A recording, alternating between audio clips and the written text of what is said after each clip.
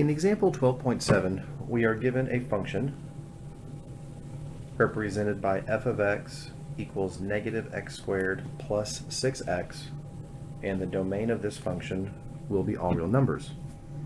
Part A wants us to graph the function on the Cartesian coordinate plane. Just like the other example for graphing, we can't really do much in terms of graphing without first finding the vertex. This equation is presented in standard form, which means I should be able to identify a value for A, a value for B, as well as a value for C. And I can. A is -1, B is 6, and C would be 0. To find the vertex, I'm going to use theorem 12.2, and I'm going to start with calculating h. The formula is h equals -b over 2a. That'll be -6 over 2 times -1. So -6 over -2 to get a +3. Once I find the value of h, then I will take that and I will plug it directly in to the function to find k. K is going to be equal to f of h. More specifically, f of 3. So let's plug in 3. That'll be -1 times 3 squared plus 6 times 3. This will become -9 plus 18 for a final value of 9. So my vertex is located at 3, 9. Let's go over here to the graph and let's mark the point at 3, 9. And I'll also notice that my A value is -1. A always tells us two things. First thing it tells me is that my parabola is going to open down because it's negative. Second thing it tells me is that this is going to look like the parent function. There's not going to be any stretch or shrink that occurs. It's just going to open down.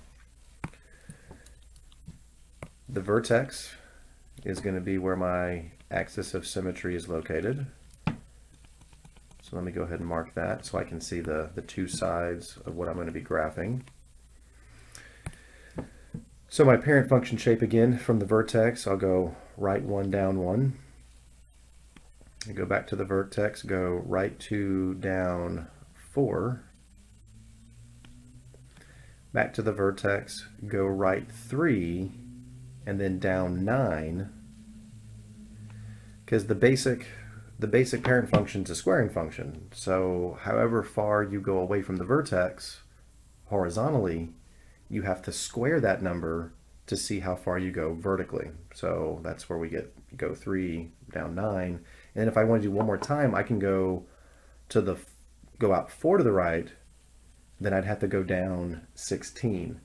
So that would put me over at, let's see, there's 9, 10, 11, 12, 13, 14, 15, 16. So here we go. So down here at -7. So if I'm graphing just the right side of the parabola, it's going to look something like this.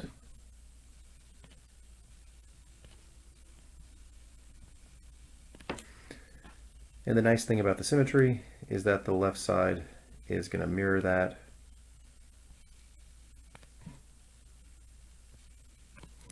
And I'll do my best to make the curve look symmetrical.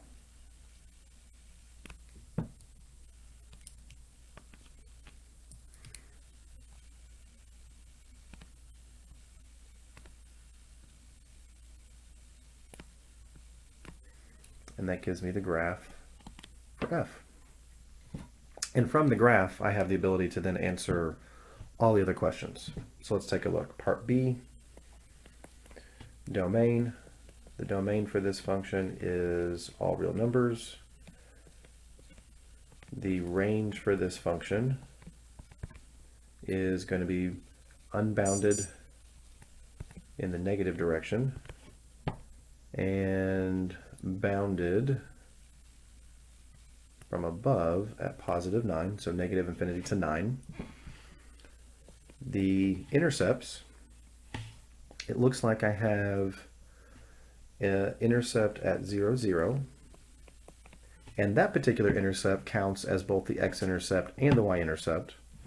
And then there's also another x-intercept over at 6, 0. So that takes care of all the intercepts. Part D is looking for the relative extrema. My vertex up here at the top represents a relative maximum. So I will be sure to note that it is a relative max located at 3, 9. For part E, supposed to state the intervals of increasing and decreasing. Because this parabola opens down, it starts increasing going from left to right until I get to the vertex, and the vertex is my turning point, and then to the right of the vertex I start decreasing. I'm going down as I continue to go from left to right. So my increasing interval is first, which is going to be from negative infinity to positive 3. And then my decreasing interval comes second, from 3 to infinity. And then finally for part F, we're looking at the equation for the axis of symmetry. My axis of symmetry is going to be at x equals 3.